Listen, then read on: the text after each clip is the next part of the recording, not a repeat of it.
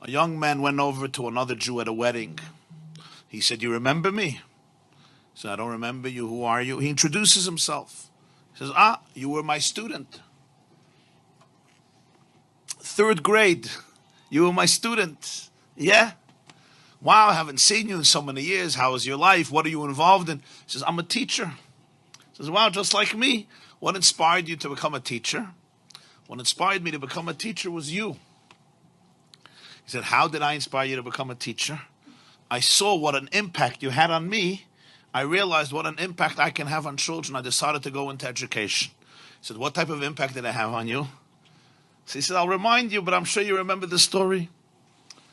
There was one day that one of my friends got himself, his mother or father bought him a beautiful wristwatch, and I dreamt for a watch, and I didn't afford one. So I decided to steal his watch. He had it in his pocket. I took his watch, I stole it. He came into class, he saw somebody stole his watch. He came complaining to the teacher, somebody stole his watch. So you made an announcement. Whoever took this boy's watch, please return it." I was too embarrassed and I didn't want to return it, so I didn't return it. So you locked the door and you said, "I'm going to have to line everybody up and empty their pockets in order to get back the watch." And that's what you did. And I thought to myself, this is going to be the most shameful moment of my life.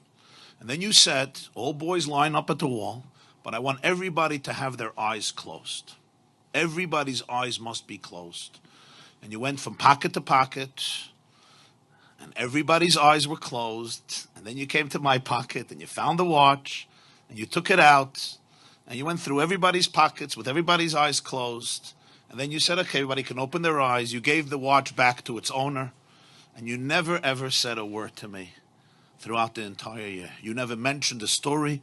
You never mentioned the episode.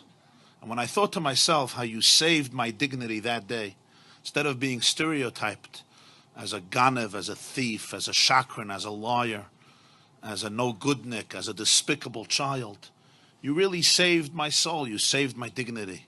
And you never mentioned a word, not only to anybody else, not only to the owner, but even to me. It happened, it's over. I understood the message. And when I looked at that, I saw it. I said, wow, this is what a teacher is. This is what a real educator is. This is what I want to do with my life. And therefore I went into education. The teacher is listening to him and he says, wow, that's amazing. That's really amazing. But he says, but Rebbe, you don't remember the story? Like when you see me and you hear my name, I'm sure you remember the story that I stole the watch and what you did, and you didn't want to embarrass me, so you had everybody's eyes closed. And I'm the person, he says, actually, I don't know. I wouldn't know. I wouldn't know the story. He says, why not? Like, it's a pretty dramatic story. He said, because I also closed my eyes.